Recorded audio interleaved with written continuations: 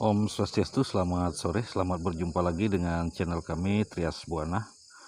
Kali ini kami berada di tengah-tengah kebun teman-teman, milik Pak Komang Febrianto, admin dari grup komunitas petani durian Parigi Mutong, yang kali ini akan melakukan pertemuan kelompok tani durian teman-teman yang diprakarsa oleh Saprotan Utama. Sebelum pertemuan dimulai, pembahasan dimulai, pihak mereka melakukan pengecekan pH tanah di 5 titik di kebun ini teman-teman, agar nanti pembahasan mengenai pemupukan serta perawatan durian, khususnya di sini ditekankan pada perawatan durian masa produksi teman-teman. Bagi teman-temanku subscriber channel ini, kami mohon maaf karena keterbatasan alat kami. Nanti waktu video penjelasannya mohon teman-teman menggunakan headset agar volumenya lebih bisa teman-temanku dengarkan, walaupun nanti di akhir video ini kami akan berusaha simpulkan tahap-tahapan yang menurut beliau untuk melakukan perawatan durian secara benar. Merupakan perusahaan yang bergerak di bidang pertanian, perkebunan dengan teknologi atau produk yang dipasarkan itu sangat lengkap, mulai dari benih, kemudian pupuk yang dispray, pupuk yang ditabur maupun pestisidanya. Nah, untuk sore hari ini terkhusus sore hari ini kami datang ke sini khusus tentang bagaimana perawatan dalam berbudidaya tanaman durian. Saya Gusti Madiswardiana, saya adalah agronomis dari PT Saprotan Utama. Jangan lupa subscribe channel ini, Trias Buana. Ini keliling Indonesia. Kalau ke daerah Tolai itu yang kedua kali. Kalau yang pertama kali ke Tolai tapi untuk padi. Ya, Pak Watson? Oh iya, betul, Pak. Padi. 5 tahun yang lalu. Sebelum. Nah, yang keenam ini adalah pemupukan. Saya rasa ini yang perlu kita benahi. Benar? Yang bagus cocok untuk padi, nggak bisa kita pakai pohon durian. Paham? Jadi yang 6 faktor harus kita penuhi. Ya, setelah penuhi, apa yang harus kita lakukan? Kita kan harus sembahyang ke pura kan? Ya kan? Ada nggak? Ini ada ke pura nggak? Ada. Nah itu jangan lupa, ya, supaya semua itu berjalan baik dan dilindungi Tuhan. Kan gitu kan? Nah hari ini akan saya bawakan ada masalah pemupukan. Dari saya dengar apa namanya Pak? Pak Komang. Pak Komang jelaskan pupuk yang diberikan itu ada NPK 16 ya. Iya. Ada Mutiara, ada Ponska, iya, ada Dolomit, terus ada apa lagi? Vertipos. Itu dicampur semua. Iya. Nah, pupuk itu bagus, tapi kurang cocok untuk durian. Paham? Iya. Durian bisa kenyang, bisa makan kenyang, tapi dia tidak akan maksimal. Iya. Dari buahnya. Karena beda-beda pohon, beda durian, beda tanaman, beda pupuk yang kita berikan. Saya di sini nggak menganjurkan pupuk itu, Pak, karena nggak tepat.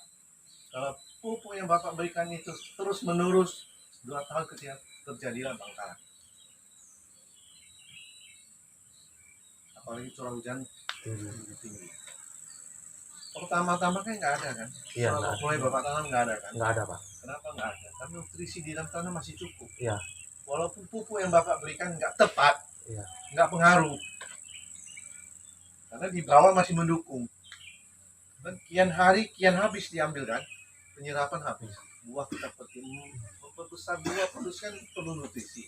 Lama-lama kan habis, udah berkurang. Iya. Pupuk yang Bapak berikan tuh nggak cocok untuk dia. Mulailah dia bicara, tunjukkan jamur naik, bangkalan, ataupun gugur.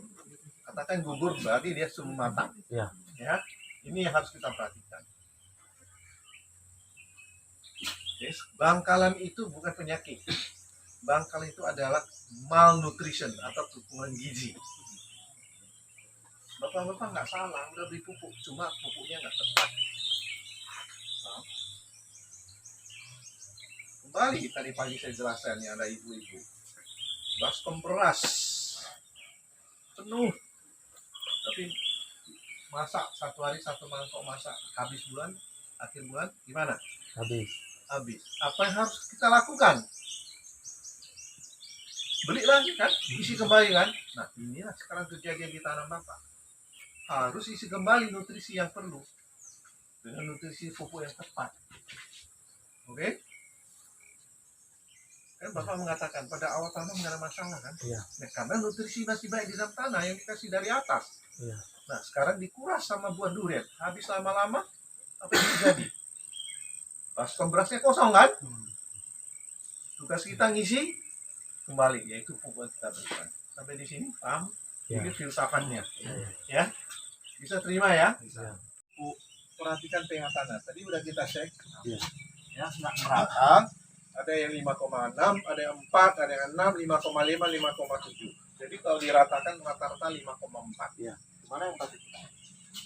Yang jendut itu enggak tahu Pak, tadi kan di anu mata di tes semua tuh, malah yang jendut begitu yang turun pH-nya. Perlunya berikan dolomit. Ya. Ya. Dolomit setiap pohon kita berikan lebih kurang 5 kilo sampai 10 kilo. Dolomit kan murah kan? Iya, iya. Jangan hemat dolomit, Iya, karena betul. itu yang bagus. Iya, Pak. Ya, kita berikan dolomit setelah pH naik, pupuk yang Bapak berikan, NPK diberikan, semua terserah. Kalau ini 45, NPK diberikan hanya N yang tersedia, yang lain nggak berikan dalam tanah. Paham? Makanya penting kali ada pH tanah meter dolomit. Taburkan dolomit. Kita nunggu. Ya, wah Bapak ini hujan terus dia bagus. 10 hari kemudian jalankan pupuk ini. Campur yang tadi itu dengan dosis 2:1. Contohnya pohon yang tinggi sebesar 13 tahun. Per tahun paling tidak sampai 18-20 kilo. Bagilah berapa kali kita pupuk per tahun? 18 kilo untuk satu pohon, satu Ya. tahun. Dengan catatan, saya mau dia produksi 80 buah.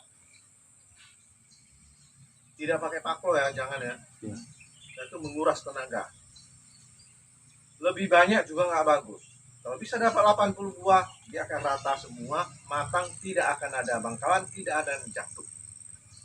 Dia jatuh, kata Bapak sebelum 2 minggu jatuh dia kan. Karena dia nggak nutrisi yang mendukung Pak. Kan nggak bangkalan yang tadi kan, yang jatuh Iya, itu kan. iya. Cuma dia nggak cukup nutrisi dukung, gugur. Itu isinya seperti ibu-ibu yang hamil, nggak cukup nutrisi apa kejadian.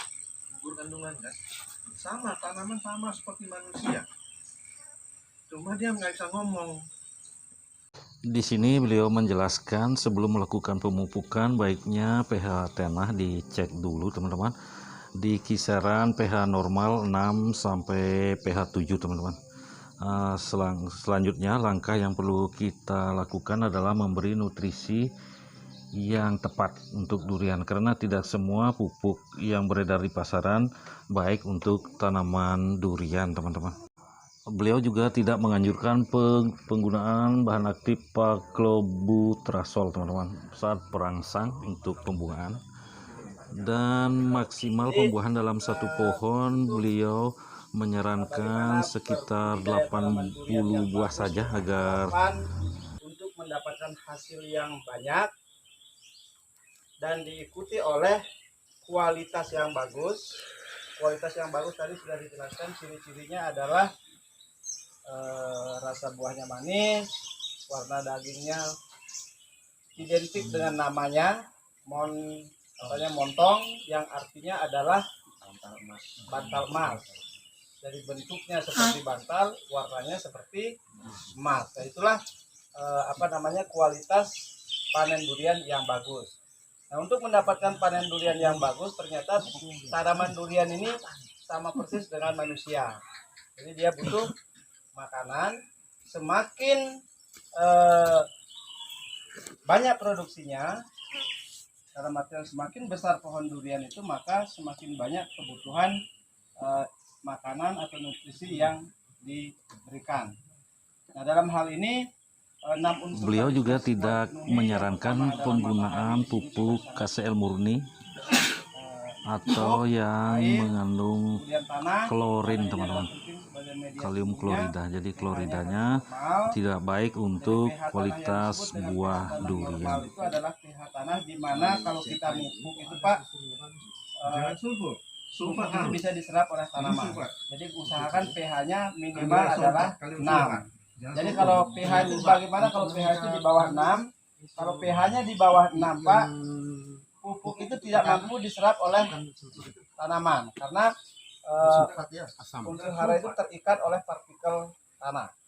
Jadi untuk memastikan pH tanah kita normal, ya kita harus punya alat ukur. Tadi kami bawa namanya pH meter, ini harganya tidak. Beliau juga menekankan tidak ada yang salah dengan penggunaan pupuk NPK teman-teman, tapi komposisi yang kurang tepat akan menyebabkan pertumbuhan perkembangan buah tidak maksimal dan bisa Kalau dia menyebabkan pH-nya di bawah, gimana caranya kasih naik? buah jatuh di awal sebelum waktunya panen, atau yang sering kita sebut sebagai buah bangkalan teman-teman. Beliau juga mengatakan bangkalan itu bukan sebuah penyakit ataupun hama, tetapi malnutrition, atau bahasa petaninya nutrisi yang kurang tepat yang kita berikan pada tanaman durian. Dalam satu tang 2 ton itu apa tadi? dolomit Dolomitnya. untuk menaikkan 1 digit pH tanah. Jadi kalau pH-nya 5 ke 6 itu 2 ton. Jadi kalau mau ingin dari 4 ya kebutuhannya adalah 4 ton. Nah, jadi cara aplikasinya adalah usahakan dolomitnya dihambur dulu sampai betul-betul nanti pH tanahnya Bapak normal, yang artinya tanahnya Bapak sudah memang siap untuk dilakukan pemupukan, baru lakukan pemupukan. Saya tambah sepotong sedikit Mas. Ya, Pada kita taburkan dulu lebih baik dicampur di luku. Terus integrasi dengan tanah. Jadi tambahan lagi untuk pengaplikasian pH dolomit sebaiknya dicampur dengan tanah, Di luku ya istilahnya. Ya, campur. diaduk kemudian dicangkul lah supaya cepat Melekat bereaksi. dengan tanah lah. Iya, jadi dia campur Langsung dengan ke tanah. Ya. Oke, Kalau dia di atas namanya cosmetic effect. Hanya secara kosmetik aja. Bukannya ada jerawat, taruh bedak tutup jerawatnya hilang, tapi kan nggak hilang jerawatnya. Iya. Itu Oke. cosmetic effect. sudah Pak. Lanjut. Nah, selanjutnya adalah pemupukan. Nah, pemupukan yang disampaikan tadi adalah pemupukan terkhusus untuk tanaman yang sudah produksi atau yang sudah berbuah. Kalau metode yang belum berbuah 5 tahun ke bawah itu nanti saya sampaikan. Saya juga sedikit tidaknya pernah di training oleh Saprotan mengenai itu, cukup menggunakan NPK plus Terpipos. Nah, tetapi kalau untuk yang sudah produksi, artinya yang sudah berbuah, di mana tanaman itu lebih dominan membutuhkan hara kalium, maka Saprotan di sini sudah mendesain pupuk sedemikian rupa. Ada 2 jenis. Yang satu adalah NPK, tapi dengan formulasi 12 12 17 2.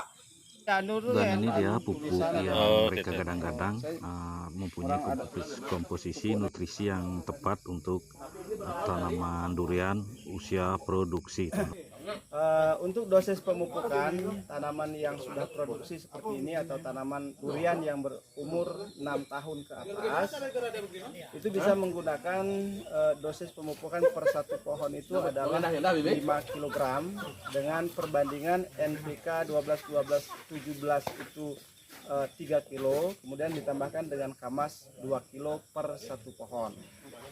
Dengan interval pemupukan 4 bulan sekali, atau dalam 1 tahun bisa dilakukan pemupukan sebanyak 3 kali pemupukan.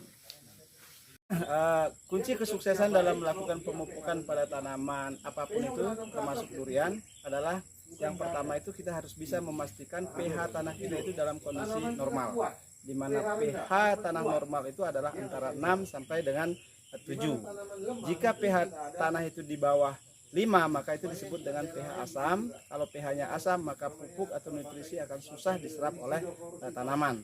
Nah, untuk memastikan agar pH tanah kita itu normal, pastikan kita melakukan pengukuran dengan menggunakan pH meter Dan jika kondisi pH tanah kita asam, bisa kita benahi dengan menggunakan kapur pertanian atau dolomit. Nah, untuk meningkatkan pH tanah per 1 digit itu membutuhkan dolomit atau kapur pertanian dengan volume 2 ton per 1 hektar. Misalnya saya ambil contoh, jika kita mengukur pH tanah kita itu di 5, untuk menjadikan pH itu naik menjadi 6 itu membutuhkan 2 ton kapur pertanian atau 2 ton dolomit untuk 1 kali aplikasi per 1 hektar.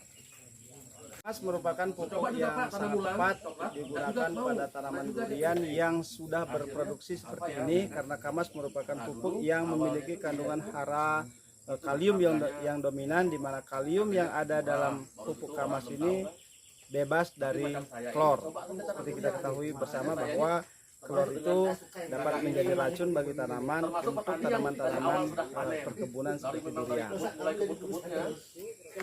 Oke, selain menggunakan pupuk kamas sebagai pupuk tabur di tanah, Saprotan juga sudah menyediakan 2 pupuk spray, yaitu MKP, di mana MKP ini kandungannya adalah fosfat dan kalium. Kemudian untuk buah yang sudah jadi bisa menggunakan neokristalon merah dengan interval penyemprotan 2 minggu sekali dengan konsentrasi 30 gram per 1 tangki. Itu tadi teman-teman hasil pertemuan kami dengan pihak Saprotan Utama, dan perlu kami informasikan video ini tidak disponsori sama sekali oleh pihak Saprotan, teman-teman. Dan kami juga mohon maaf bila ada penjelasan kami yang akhirnya keliru atau melenceng dari penjelasan pihak Saprotan.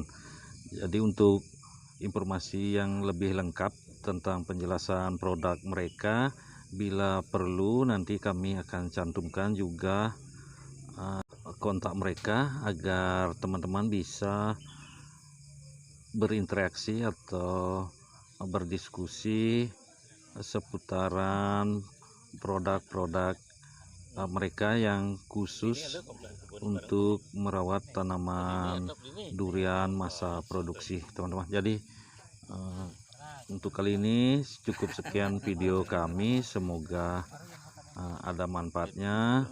Tak lupa juga kami mohon maaf karena keterbatasan alat, video kami kurang maksimal, teman-teman. Semoga ada manfaatnya. Sampai jumpa di video kami nama berikutnya. saya Gusti Madiswardiana.